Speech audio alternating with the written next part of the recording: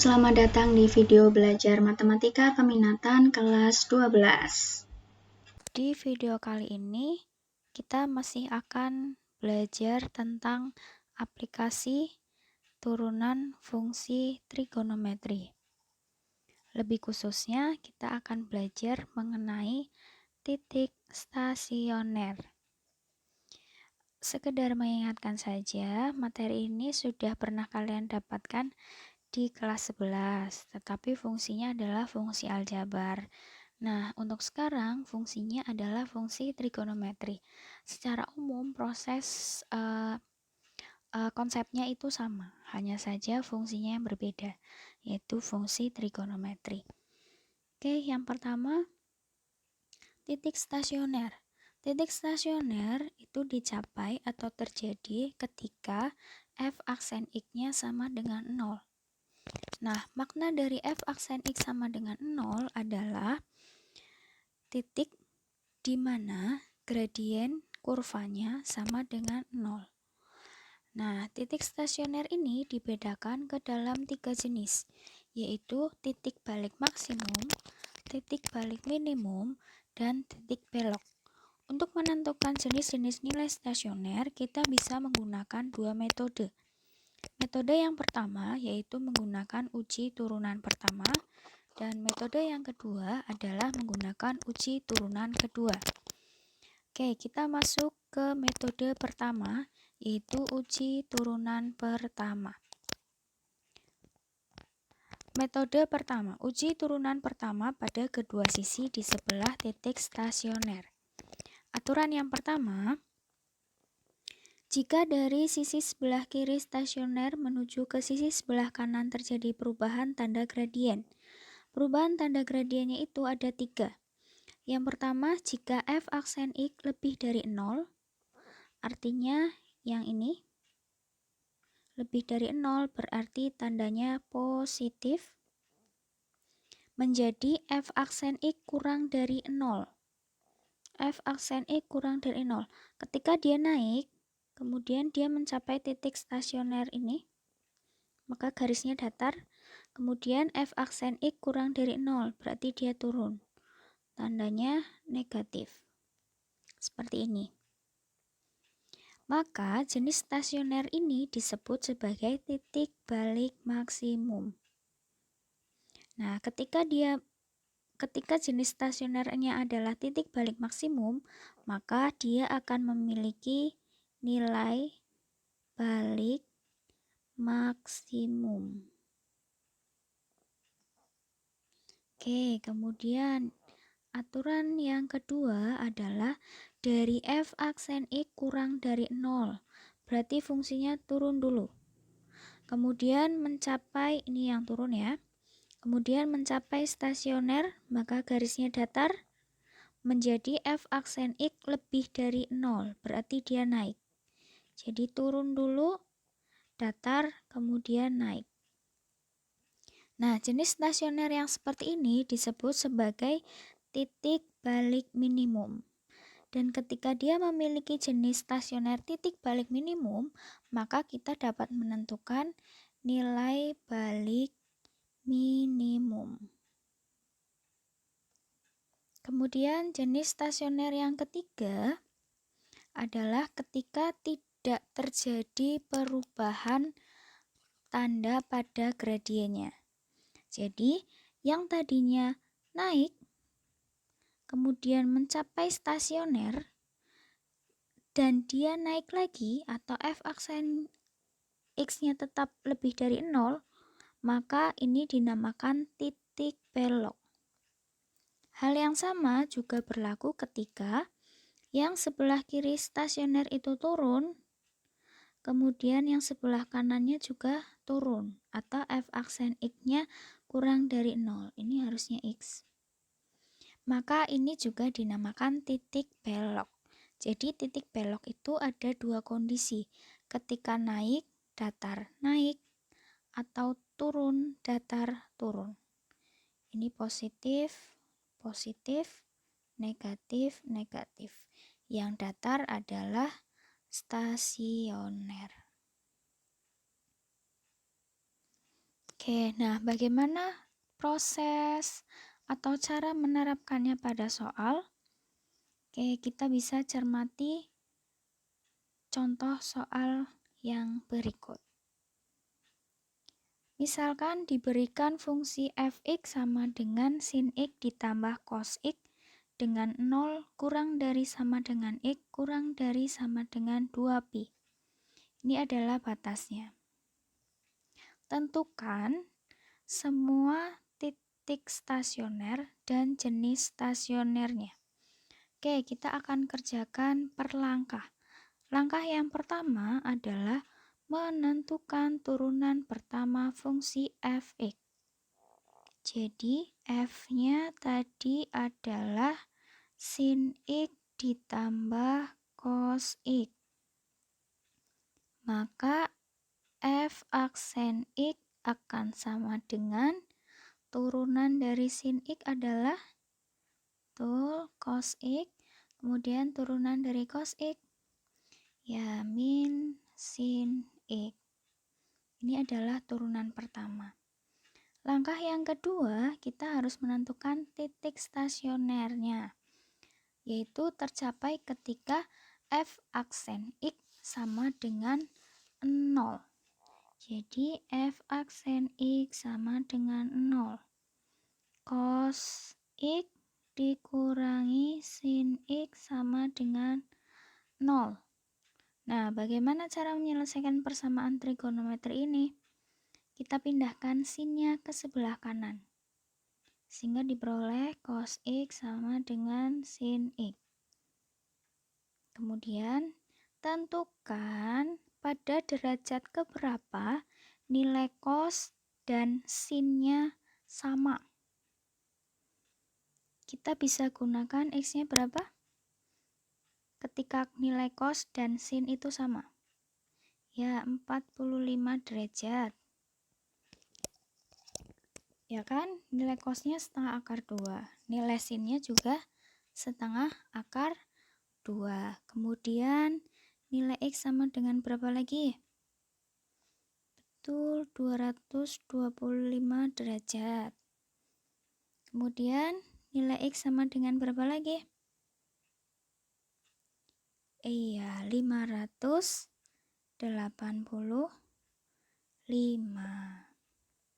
Oke, mana nilai x yang bisa kita gunakan? Ingat tadi batasnya antara 0 sampai 2pi. Berarti antara 0 derajat sampai dengan 360 derajat. Ini batas nilai x-nya. Maka nilai x yang bisa kita gunakan adalah yang dua ini, yaitu 45 derajat dan 225 derajat. Jadi titik stasionernya adalah x sama dengan 45 dan x sama dengan 225. Sampai sini sudah selesai? Belum, kita harus menentukan nilai stasionernya. Ketika x sama dengan 45 derajat, maka nilai fungsinya, ingat nilai fungsinya, berarti fungsi yang ada pada soal, bukan yang setelah diturunkan. Oke, kita substitusikan. Nilai fungsinya adalah sinus 45 ditambah cos 45 derajat. Berapa nilainya? Ya, setengah akar 2 ditambah setengah akar 2. Atau boleh kita tulis akar 2. Jadi, titik yang pertama kita peroleh adalah 45 derajat, akar 2. Nah, biasanya bentuk derajat jarang sekali digunakan. Kita bisa ubah dalam bentuk pi. Caranya adalah Ibu tuliskan di sini. Jadi 45 per 180 pi. Disederhanakan menjadi 1 per 4 pi. Jadi ini ditulis pi per 4, akar 2. Nah, lalu nilai stasioner yang kedua ketika x-nya 225 derajat. Berarti F 225 derajat sama dengan sin 225 derajat ditambah cos 225 derajat. Nilai sin 225 berarti sama saja nilai sin di kuadran 3. Nilai sin di kuadran 3 bernilai ya negatif ya. Negatif setengah akar 2. Nilai cosnya juga negatif setengah akar 2. Ketika dijumlahkan maka menjadi negatif akar 2. Jadi stasioner yang kedua adalah 225 derajat, negatif akar 2. Atau kita boleh tuliskan 5pi per 4, negatif akar 2. Ini yang dimaksud dengan titik koordinat stasionernya. Kalau yang ditanya nilai stasionernya berarti yang akar 2 dan negatif akar 2. Oke, langkah selanjutnya kita akan menentukan jenisnya. Jenis stasioner. Oke, kita gambarkan di sini. Batas nilainya antara 0 sampai 360 derajat. Titik stasionernya kita punya 45 derajat dan ya 225 derajat. Oke, sekarang kita cari jenisnya.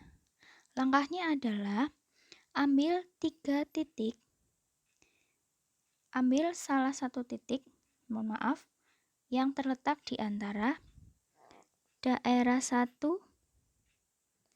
daerah 2, daerah 3. Jadi titik ujinya ada 3. Ini daerah 1, daerah 2, daerah 3. Titik uji yang pertama, kita ambil salah satu nilai antara 0 derajat sampai 45 derajat.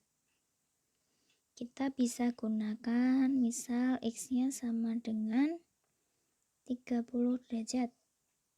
Oke, coba substitusikan ke, nah ini yang berbeda. Substitusikan ke turunan pertama, ke F aksennya. F aksen 30 derajat, maka diperoleh cos 30 derajat dikurangi sin 30 derajat. Cos 30 derajat itu setengah akar 3 dikurangi setengah. Oke, setengah akar 3 dikurangi setengah. Maka hasil yang kita peroleh adalah setengah akar 3 dengan setengah. Itu artinya lebih besar nilainya yang setengah akar 3 kan? Maka boleh kita taksir bahwa hasil dari setengah akar 3 dikurangi setengah adalah bilangan positif.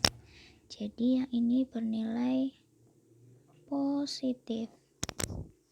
Kemudian kita coba untuk daerah 2. Ketika X-nya di antara 45 derajat sampai 225 derajat. Misal kita gunakan X sama dengan 90. Maka F aksen 90 derajat akan sama dengan cos 90 derajat dikurangi sin 90 derajat. Cos 90 derajat itu 0 dikurangi sin 90 derajat itu 1. Hasilnya adalah negatif 1 atau ini bilangan negatif. Jadi di daerah yang kedua nilainya negatif. Lanjut ke daerah yang ketiga. Kita ambil X-nya adalah misalkan 270.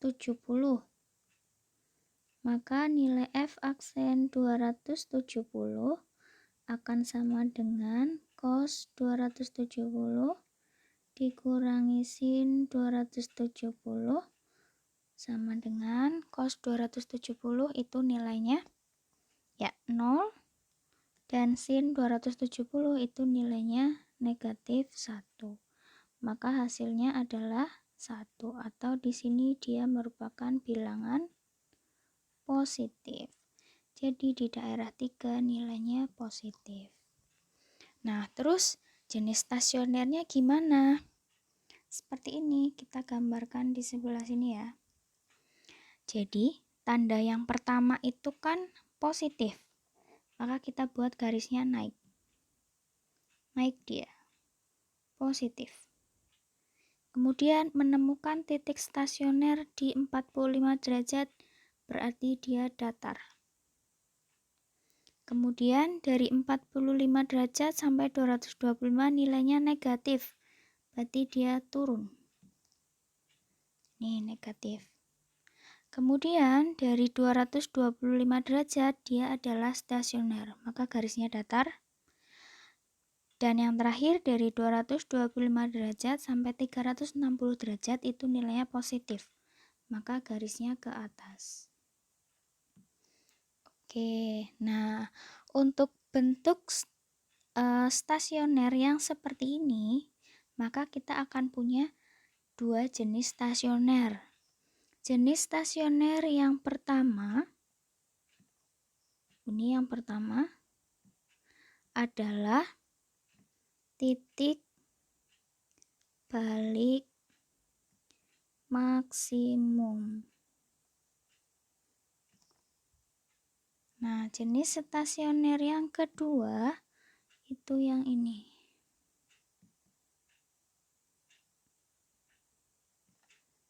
Dia adalah titik balik minimum.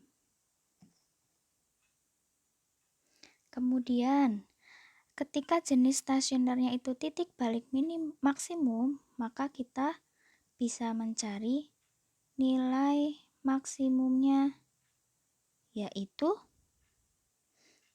nilai ketika stasioner, ketika di sini. Itu nilai fx-nya adalah akar 2. Dan ketika titik jenis stasioner itu titik balik minimum, kita akan bisa menentukan nilai minimum, yaitu ketika fx-nya di sini nilainya tadi berapa? Negatif akar 2. Oke, sampai sini selesai. Jadi kita sudah menentukan titik stasionernya tadi 45 derajat, akar 2, terus 225, negatif akar 2. Dan ternyata setelah dilakukan uji turunan pertama, fungsi pada nomor 1 ini punya dua jenis titik stasioner, yaitu titik balik maksimum dan titik balik minimum, di mana nilai maksimumnya adalah akar 2 dan nilai minimumnya adalah negatif akar 2. Oke, lanjut ke metode yang kedua, yaitu uji turunan kedua.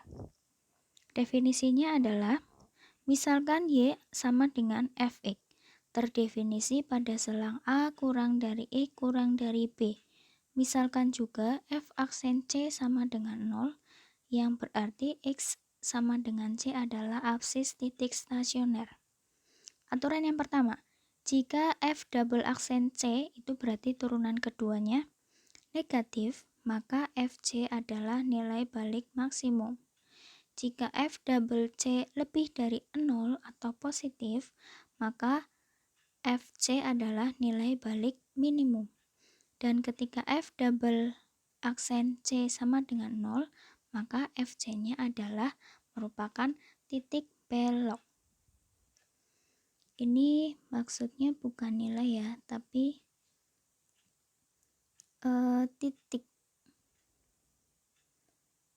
titik balik maksimum dan titik balik minimum. Oke, contoh soalnya adalah diberikan fx sama dengan 2 cos x min cos 2x dengan 0 kurang dari X kurang dari 2pi.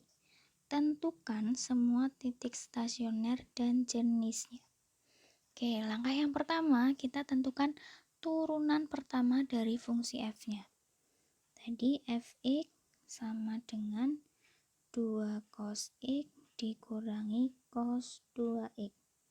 Maka turunan pertama fungsi f adalah turunannya cos, betul, negatif sin ya, jadi negatif 2 sin x. Kemudian turunannya cos 2x, betul, negatif sin 2x dikali turunannya 2x, 2. Atau kita sederhanakan menjadi negatif 2 sin x, ini plus 2 yang belakang pindah depan. Ini turunan pertamanya.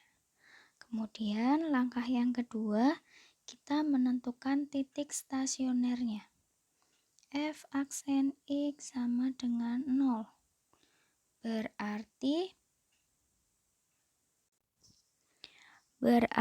negatif 2 sin X ditambah 2 sin 2X sama dengan 0.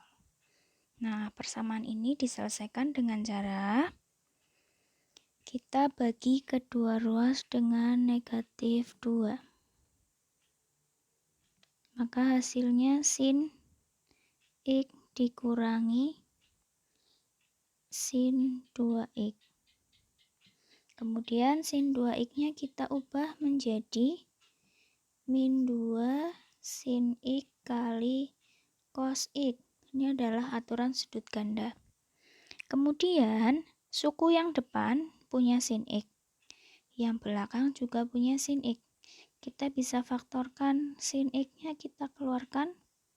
Maka yang depan sin X dibagi sin X itu 1. Yang belakang 2 sin X cos X dibagi sin X menjadi 2 cos X.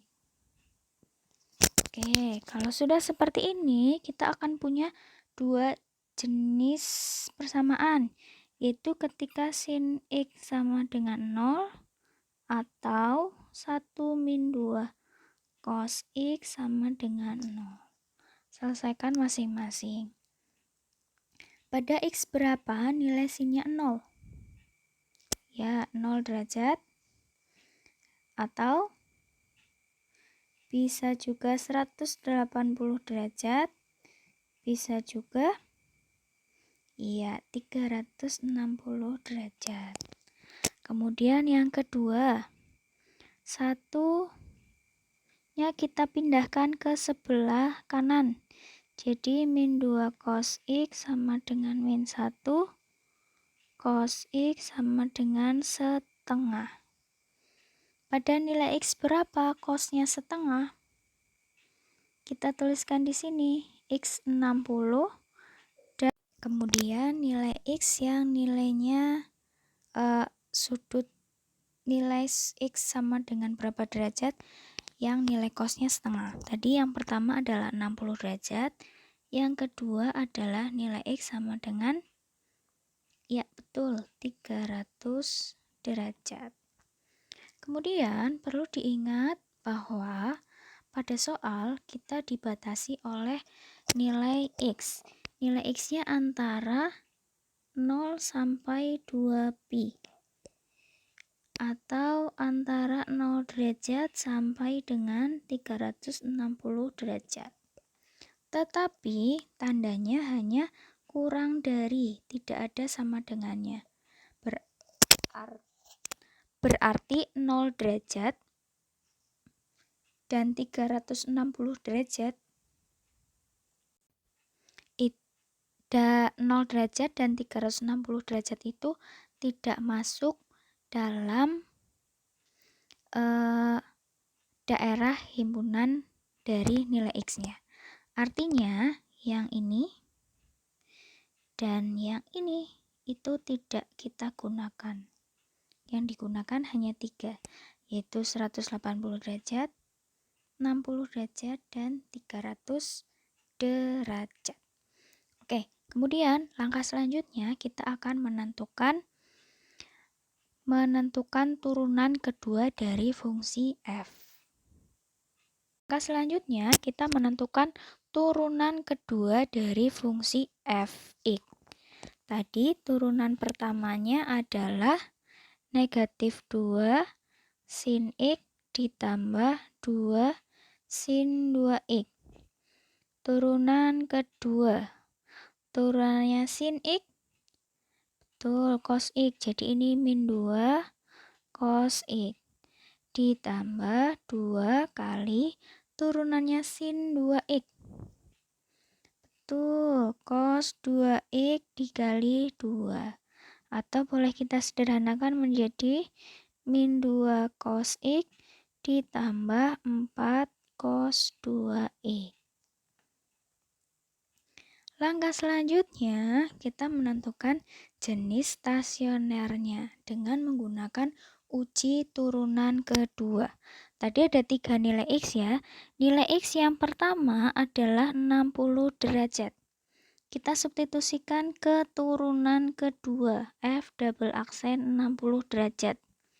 Maka diperoleh min 2 cos 60 derajat ditambah 4 cos 2 kali 60 derajat. Sama dengan cos 60 derajat. Itu berapa nilainya? Ya, setengah. Berarti min 2 kali setengah ditambah 4 kali cos 2 kali 60 derajat itu 120 di kuadran 2. Nilainya adalah negatif setengah. Seperti ini. Kita sederhanakan. Ini juga boleh. Jadi negatif 1 ditambah negatif 2. Hasilnya negatif 3. Ketika hasil f double aksennya itu bilangan negatif atau kurang dari 0, maka jenis stasionernya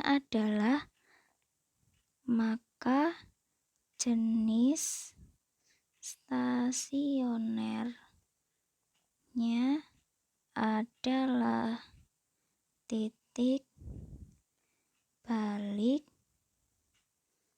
maksimum. Oke, ini untuk x yang pertama. Nah, itu tadi untuk nilai x yang pertama yaitu sama dengan 60 derajat. Sekarang untuk nilai x yang kedua yaitu 180 derajat. Maka nilai turunan f double aksen 180 derajat akan sama dengan negatif 2 cos 180 derajat, ya betul, ditambah 4 cos 2 kali 180 derajat. Hasilnya adalah cos 180 derajat itu nilainya berapa? Betul, negatif 1. Kemudian cos 360 derajat nilainya berapa? Betul sekali, 1 ya. Maka kita peroleh 2 ditambah 4, hasilnya 6. 6 ini adalah bilangan positif atau kita tulis f double aksen C lebih dari 0. Sehingga jenis stasioner adalah nilai balik minimum. Kemudian untuk x yang ketiga yaitu x sama dengan 300 derajat.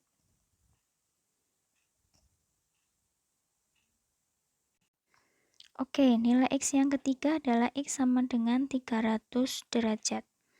Maka nilai f double aksen 300 derajat akan sama dengan negatif 2 cos 300 derajat ditambah 4 cos 2 kali 300 derajat. Sama dengan negatif 2 kali cos 300 derajat itu setengah ditambah 4 kali cos 600. Nah, ini cara mencari cos 600 derajat. Itu sama saja cos 600 dikurangi 360. Sama aja cos 240. Itu akan sama dengan 180 ditambah 60. Atau nilai cos di kuadran 3, jadi bernilai negatif. Cos 60 negatif setengah. Ini ya penjabarannya. 4 kali negatif setengah sama dengan, sederhanakan jadi min 1 ditambah min 2 atau negatif 3. Ini F double aksennya kurang dari 0. Maka jenis stasionernya adalah titik balik maksimum. Oke, sampai di sini yang bisa Ibu sampaikan. Jika ada yang belum kalian pahami, kalian boleh bertanya via WhatsApp pribadi atau grup kelas. Oke, semoga sehat selalu, jaga kebersihan, dan patuhi protokol kesehatan. Sekian, wassalamualaikum warahmatullahi wabarakatuh.